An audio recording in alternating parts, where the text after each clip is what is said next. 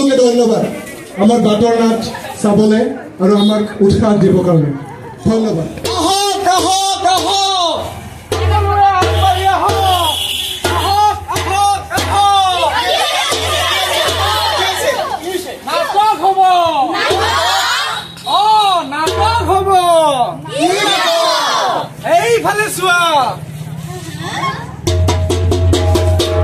এতিয়া দুখৰ সময় কলিল ভঙা শিকলি পুনৰ জুৰিল এতিয়া দুখৰ সময় কলিল ভঙা শিকলি পুনৰ জুৰিল ঋষি মুনিৰ সেই স্বপ্ন হ'ল পূৰণ বিশ্বই বেদ পুৰাণ কৰিলে গ্ৰহণ যত নাট্য শাস্ত্ৰ পোকা মেলিছিল ভৰত মুনিয়ে সূত্ৰ ৰচিছিল যত নাট্য শাস্ত্ৰ পোকা মেলিছিল ভৰত মুনিয়ে সূত্ৰ ৰচিছিল আংকিক বাচিক সাহায্য হাতীকম এয়াই আমাৰ বসুদেৱ কুটুম্বকম বসুদেৱ কুটুম্বকম বসুদেৱ কুটুম্বকম এতিয়া দুখৰ সময় কলিল ভঙা শিকলি পুনৰ জুৰিল এতিয়া দুখৰ সময় কলিল ভঙা শিকলি পুনৰ জুৰিল শুনিও কুহৰ উপজন আমাৰ কথা ৰখাৰ এই ভাওনা প্ৰকৃততে মহা ইন্দ্ৰজাল পিছে ইন্দ্ৰজাল যত দৃষ্টিৰ ভ্ৰম ভাওনাই খুলি দিয়ে দৃষ্টিৰ পৰম পিছে ইন্দ্ৰজাল ভাওনাই খুলি দিয়ে দৃষ্টিৰ পৰম যাদু হয় যাদু মানে নাটক যাদু এয়াই ক'ব বিচাৰিছে আপুনি মই ক'ব বিচাৰিছো যে এই নাটকত এক এনে আকৰ্ষণ আছে যে সকলো মানুহ লৰ মাৰি আহে আৰু মই যদি এটা কথা ক'ব যাওঁ তেন্তে কল্পনাৰ এই যাদু আমাৰ ভাৰতবৰ্ষতে আৰম্ভ হৈছিল ১,৫০০ বছৰতকৈ আগত যেতিয়া মানুহবোৰ ভয়ত গুহাত বাস কৰিছিল তেতিয়া আমাৰ দেশত নাটক উপস্থাপন কৰা হৈছিল আৰু এই নাটকৰ শুনা আৰু এই নাটকৰ আধাৰ কি আছিলে জানানে কি নাট্যশাস্ত্ৰ অৰ্থাৎ পঞ্চম বেদ পঞ্চম বেদ চাৰি বেদৰ কথা শুনিছিলো যদি এই পঞ্চম বেদ কি হয় এই সাধাৰণ কথা তুমি নাজানা তোমালোকৰ মানুহৰ কাৰণে আমাৰ সংস্কৃতি সভ্যতা সব ডুবি গ'ল গম পাইছানে শাসন নহয় মহাৰাজ পঞ্চম বেদৰ কথা কওক পঞ্চম বেদৰ কথা শুনা আমি চতুৰ্থ বেদ অৰ্থাৎ অথৰ্ব বেদত উপনীত হৈ থকা সময়ত আমাৰ পূৰ্বপুৰুষসকলে গণিত বিজ্ঞান অস্ত্ৰোপচাৰ এই সকলো বেলেগ বেলেগ বিভাগত জ্ঞান আহৰণ কৰিছিল আৰু সেইকাৰণে আমাৰ দেশে গোটেই বিশ্ব শূন্যৰ কথা ক'ব পাৰিছিল গম পাইছা এই গোটেই পৃথিৱীখন ঘূৰণীয়া কি এই গোটেই পৃথিৱীখন ঘূৰণীয়া অৰ্থাৎ পৃথিৱীৰ ভূগোল গ্ৰহ ৯টা আৰু এই নৱগ্ৰহে সূৰ্যক প্ৰদক্ষিণ কৰে ইত্যাদি ইত্যাদি ইত্যাদি এনে ধৰণৰ জ্ঞান দি পৃথিৱীক জ্ঞানী হৈ তোলাত আমাৰ পূৰ্বপুৰুষসকলে সহায় কৰিলে আৰু এনে এটা সময় আহিল য'ত মানুহে এই সমাজখনক অধিক শক্তিশালী কৰিবলৈ মানুহক সংস্কৃতিৰ প্ৰয়োজন হ'ল তেতিয়া শিল্প এক বহুত গুৰুত্বপূৰ্ণ অংগ হৈ পৰিল আৰু তেতিয়া সেই সময়ত ৰচনা হ'ল নাট্যশাস্ত্ৰ মানে পঞ্চম বেদ নাট্যশাস্ত্ৰ ৰচনা কৰাৰ সময়ত তাত গীত সাহিত্য নৃত্য সংগীত এই সকলোবোৰ সামৰি লোৱা হ'ল আৰু সেইকাৰণে যেতিয়া মানুহবোৰে নাটক চায় তেতিয়া মানুহবোৰ জ্ঞান পায় কি পায় জ্ঞান পায় সুখ পায় আনন্দ পায় সেইকাৰণে মই কওঁ যে নাটক এই সমাজৰ কাৰণে এক ডাঙৰ অৱদান কিন্তু এই পঞ্চম বেদ কোনে লিখিছিল পঞ্চম বেদ আমাৰ দেশত এজন ডাঙৰ মহান ঋষি আছিল সেই ঋষিজনৰ নাম আছিল ভৰত মুনি তেখেতে পঞ্চম বেদ ৰচনা কৰিছিল আৰু তেখেতে পঞ্চম বেদ ৰচনা কৰোঁতে তেখেতে কাৰ কথা কৈছিল কাৰ তেখেতে কৈছিল যে এখন নাটক উপস্থাপন কৰিবৰ কাৰণে তাত ডিসিপ্লিন লাগে, অৰ্গানাইজেশন লাগে, লিটাৰেসি লাগে। অৰ্থাৎ সেই সময়ত আমাৰ দেশত শিক্ষিত মানুহ আছিল। আমাৰ দেশত নালন্দা, তক্ষশিলা, বিক্ৰমশিলা এনে ধৰণৰ ডাঙৰ ডাঙৰ বিশ্ববিদ্যালয় আছিল। বুজিছা? এতিয়াহে গম পাইছো জ্ঞান আছিল বুলি আমি ধনী আছিলো। সেইকাৰণে আমাৰ দেশখন সোণালী পক্ষী বুলি কয়। সোণালী পক্ষী, হয়। বিভিন্ন দেশৰ বিভিন্ন মানুহ ইয়াত আহি জ্ঞান আহৰণ কৰিছিল আমাৰ বিশ্ববিদ্যালয়সমূহত। আৰু কিবা জানিব বিচাৰিছানে? জানিব বিচৰা নাই, মই কিবা এটা ক'ব বিচাৰিছো। কি ক'ব বিচাৰিছা? এই কৰোণা কালৰ কথাই এই সমগ্ৰ বিশ্বত কৰোণাৰ বিশ্ব সংকটে এই প্ৰভাৱ পৰিছিল, মনত আছেনে? আছে আছে, মনত আছে। এই যে আমি ঘৰৰ বাহিৰত ভৰি দিব নোৱাৰা হৈছিলো, হয়। সেই সময়তে আমি এই ভাৰতত এই নিৰ্মিত ঔষধ লৈ সমগ্ৰ বিশ্বক বিলাই দিছিলো বিনামূলীয়াকৈ, মনত আছেনে? সেইকাৰণে বহুত মানুহৰ জীৱ বাচিছিলে। সেইকাৰণে আমি গম পাইছো তুমি যি ক'ব বিচাৰিছা, মই বুজি পাইছো। মই প্ৰকাশ কৰিব পৰা নাই, কিন্তু শুনি মানে তোমাৰ এই কথাষাৰ শুনি মই এটা কথা ক'ব বিচাৰো। বহুত হাজাৰ বছৰ আগতে আমাৰ মহান উপনিষদত লিখা আছিল যে বহুদৈৱ কুটুম্বকম, মানে ওৱান আৰ্থ ওৱান ফেমিলি। আৰু তুমি এতিয়া যি কথা ক'লা সেয়া বহুত শ্ৰেষ্ঠ উদাহৰণ বহুদৈৱ কুটুম্বকমৰ। মানে এই গোটেই পৃথিৱীখন আমাৰ পৰিয়াল। সেইকাৰণে মই কওঁ যে আমি যদি এই কাহিনীৰে আগবাঢ়ি যাওঁ তেন্তে আমি ভাৰতবৰ্ষক পুনৰ সেই সোণালী চৰাইৰ ৰূপত উভতাই পাম। এতিয়া মনত পৰিছে, এই মোদীজীয়ে কৈছিল যে G20 ওৱান আৰ্থ ওৱান ফেমিলি। হয়, তো এতিয়া এই সোণৰ চৰাই আমাৰ যে হেৰাই গ'ল তাক উভতাই আনিবৰ কাৰণে আমি সকলোৱে যত্ন কৰিব লাগিব, হয়নে নাই? হয় হয়। কিবা ক'ব বিচাৰিছা তুমি? হয়, ক'ব বিচাৰিছো। কোৱা। কিন্তু এই ভাৰত দেশত সেই পক্ষীটো সোণালী বৰ্ণৰ কৰিবলৈ আমাৰ নাটকৰ এটা বিশেষ ভূমিকা থাকিব। হয়, অৱশ্য। এফালে শুনা শুনা, চবে শুনা। চোৱা, এই যেতিয়া সমগ্ৰ দেশত এখন দেশে সেইখন দেশৰ লগত যুঁজ কৰি আছিলে, সেই একেটা সময়তে ভাৰত ৰং মহোৎসৱ জৰিয়তে আমি বিভিন্ন দেশৰ প্ৰান্তৰ মানুহ আকুলি লৈছো। হয়, তাৰে জ্ঞানৰ আদান প্ৰদান আৰু সংস্কৃতিৰ আদান প্ৰদান শিকিছো। হয়, আৰু আমি যদি এনেকৈ শিকি যাওঁ নাটকৰ জৰিয়তে আমি পুনৰ সোণালী চৰাই হৈ পৰিম। সোণালী চৰাই, সোণালী চৰাই হৈ পৰিম, পুনৰ সোণালী চৰাই হৈ পৰিম।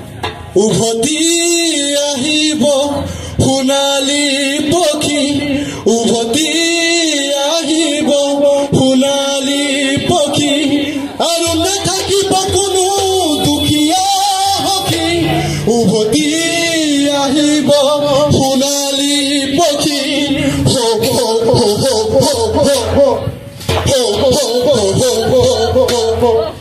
অত্যাচাৰ অনাচাৰ মখীমূৰ হ'ব, ভঙা শিকলি পুনৰ জুৰিব সখী। অত্যাচাৰ অনাচাৰ মখীমূৰ হ'ব, ভঙা শিকলি পুনৰ জুৰিব সখী। ঘূৰি আহিব মোৰ সোণালী পক্ষী,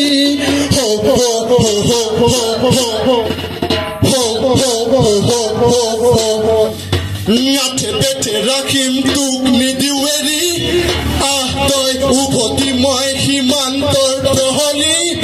আক্ৰমণকাৰীয়ে তোলাই নাপায় বসতি বসতি, উভতি মোৰ সোণালী পক্ষী। হেৰৌ, মুখ বন্ধ কৰ, ইমানকৈ জঁপিয়াইছ কিয়?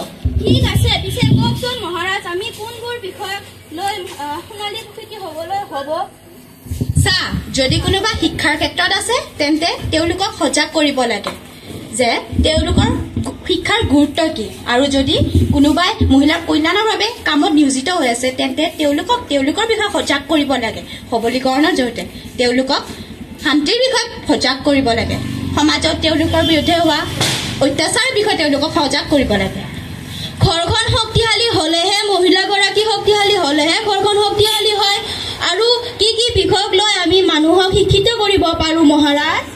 ড্ৰাগছৰ ফলত হোৱা অৰ্থনৈতিক সামাজিক আৰু স্বাস্থ্যজনিত ক্ষতিৰ বিষয়ে আমি মানুহক সজাগ কৰিব পাৰোঁ তেতিয়াহে জাতি অন্ধবিশ্বাস আৰু অস্পৃশ্যতাৰ পৰা পৰিত্ৰাণ পাই আমি আকৌ এবাৰ শক্তিশালী ভাৰত হ'ম উন্নত ভাৰত কিন্তু কেনেকৈ ভাই বিজ্ঞানৰ জ্ঞান বৃদ্ধি কৰি নতুন বস্তু উদ্ভাৱন কৰি আন দেশক বিশ্বাস নকৰাকৈ আত্মনিৰ্ভৰশীল হয় গতিকে এই সকলোবোৰ কেৱল নিয়ন্ত্ৰণ কৰিয়েই জ্ঞান আৰম্ভ কৰিব পাৰিম নাই নাট্যশাস্ত্ৰ ৰচনা হোৱাৰ কাৰণৰ দৰে আজিও আমি এই অৰ্ডত একেখিনি বস্তুকে লগত লৈ যাব লগা হৈছে আমাৰ ঐতিহ্য আমাৰ সংস্কৃতি আমাৰ পাহৰি যোৱা বস্তু আমাৰ ভৱিষ্যত প্ৰজন্ম আৰু আমাৰকৈ নৱ প্ৰজন্ম যি অৱদান আমাৰ পূৰ্বপুৰুষে এই সমাজলৈ আগবঢ়াইছে আকৌ এবাৰ অন্বেষণ কৰক পঢ়ক বুজি লওক আৰু কেতিয়াও পাহৰি নাযাব বা আমাৰ পৰম্পৰা সংস্কৃতি আৰু ভাষা এৰি নাযাব তেতিয়াহে ভাৰতৰ সংস্কৃতি আৰু ভাৰত উন্নত হ'ব আমাৰ পৰম্পৰা ৰক্ষা কৰিব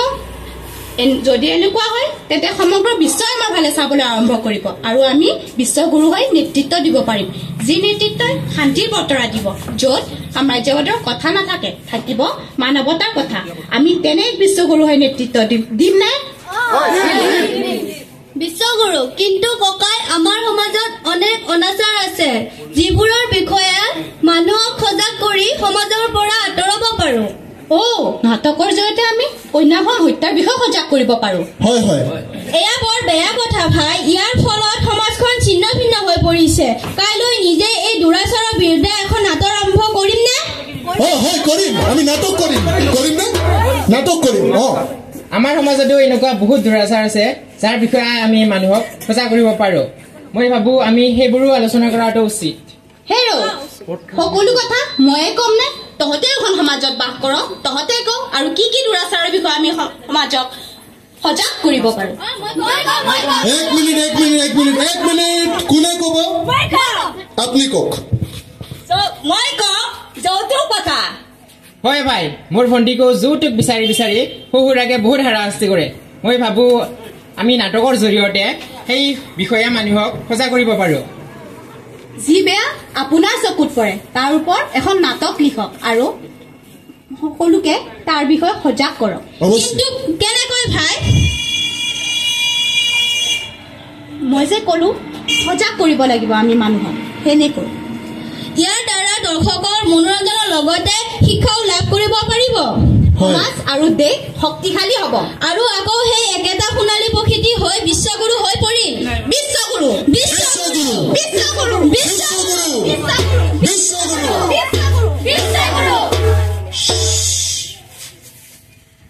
এয়া উভতি আহিছে মোৰ সোণালী পক্ষী উভতি আহিব সোণালী পক্ষী আৰু নাথাকিব কোনো দুখীয়া সখী উভতি আহিব সোণালী পক্ষী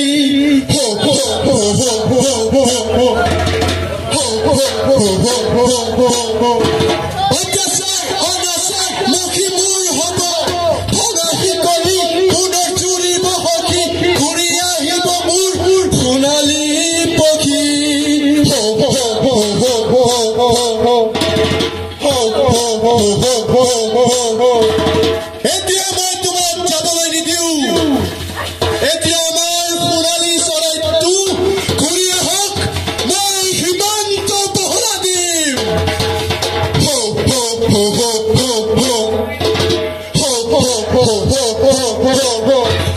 আঠে বেঠে ৰাখিম তোক নিদিওঁ এৰি আহ তই উভতি মই সীমান্তৰ প্ৰহৰী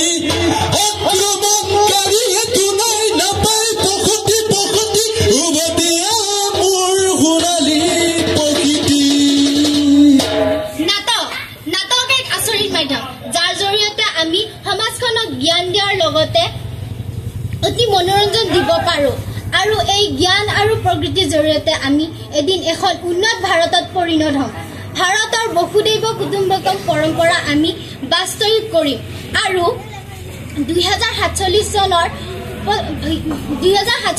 ভিতৰতে ভাৰতে 100 বছৰ স্বাধীনতা উদযাপন কৰিব আমি এনে শিক্ষা ব্যৱস্থা পৰিকল্পনা কৰা উচিত যিয়ে সকলো ভাৰতীয়কে প্ৰস্তুত কৰে। নিৰ্দিষ্ট সময়সীমাত আমি এক বৃহৎ জাপ মাৰি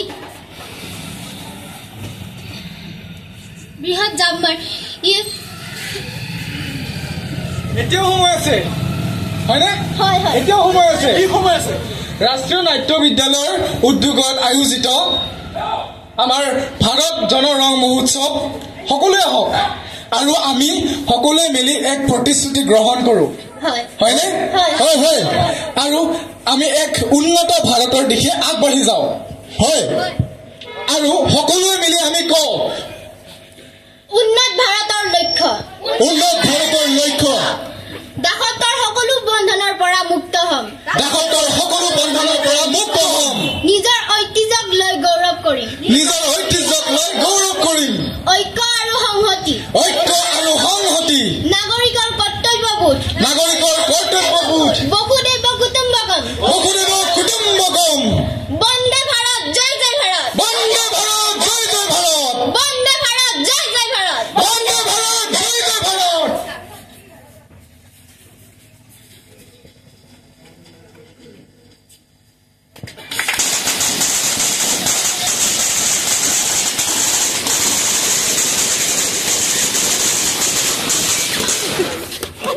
Well,